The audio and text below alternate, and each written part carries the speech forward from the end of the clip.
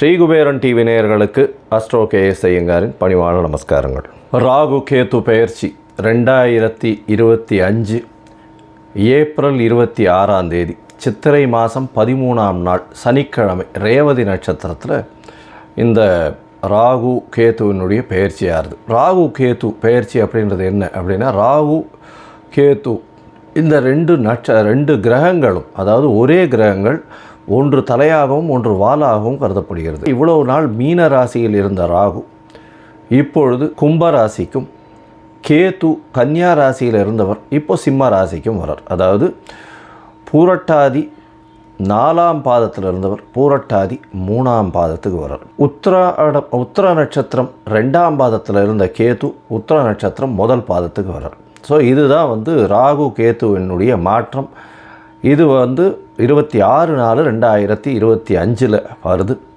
இதற்கு அடுத்த ராகு கேது பெயர்ச்சி பார்த்தேனால் 13/11/2026. ராகுவை விட கேது மிகவும் கொடுமையானது. இது ராகு கேத்துவினுடைய தன்மை.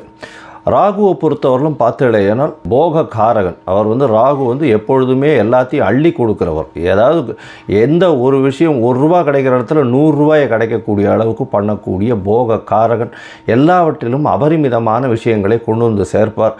எல்லாமே ரொம்ப பெரிய ப்ராஜெக்ட்ஸ் எல்லாம் போடுறதெல்லாம் பார்த்திங்கன்னா ராகுவினுடைய ஆட்டம் ரொம்ப அதிகமாக இருக்கும் அந்த இடத்துல.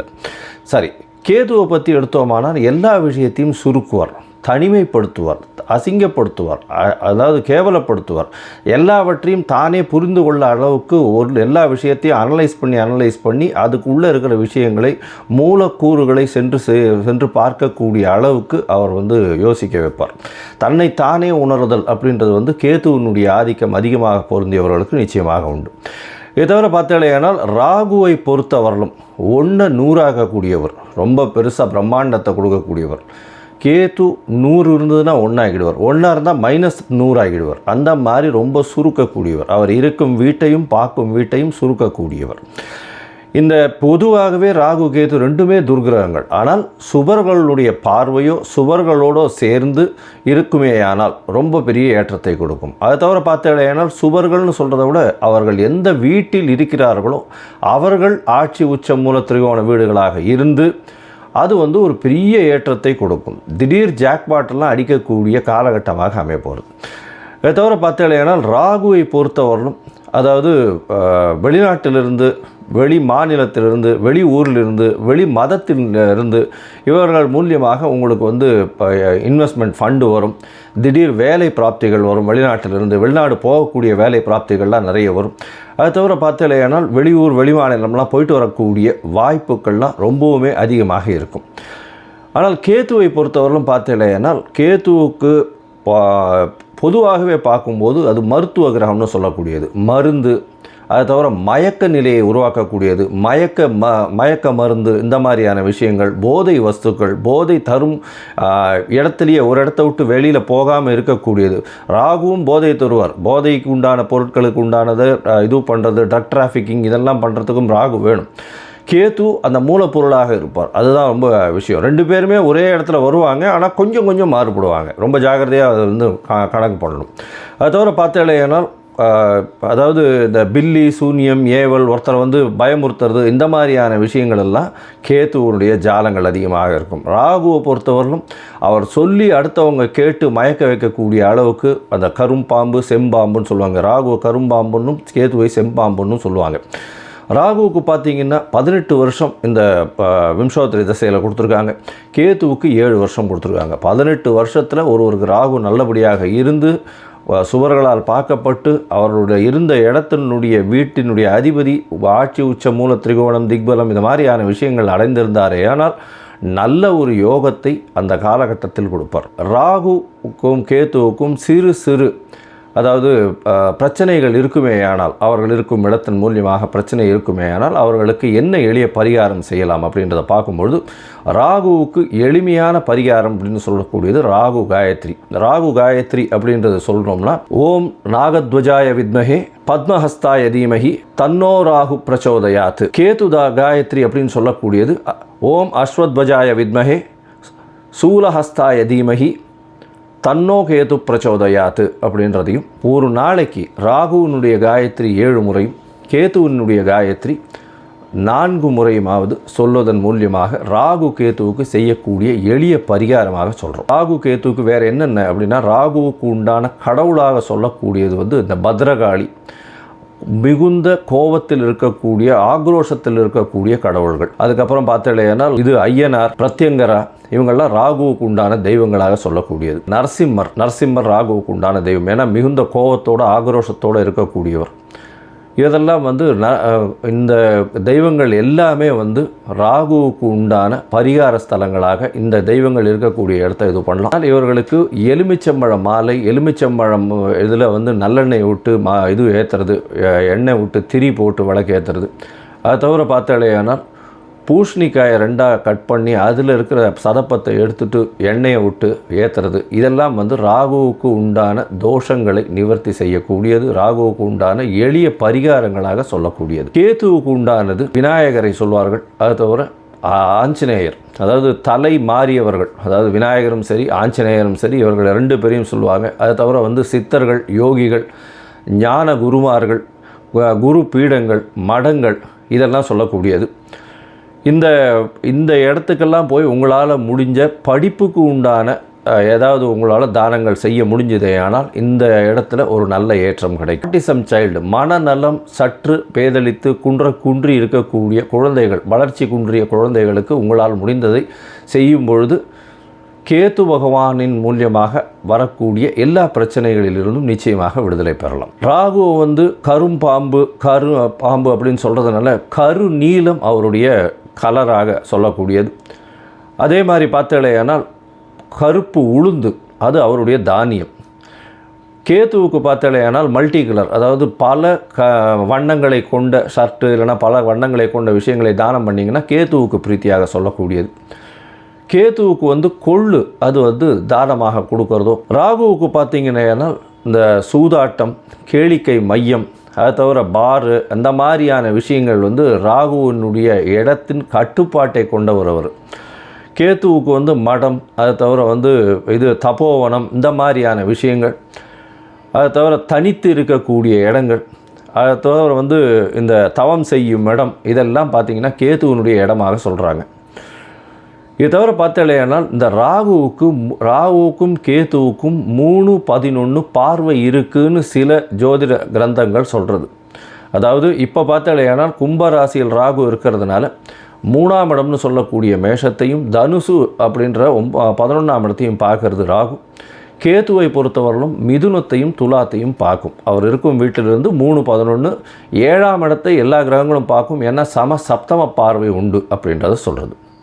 சரி, இப்போ ராகுவை பற்றி பேசணுன்னா பேசிகிட்டே இருக்கலாம்.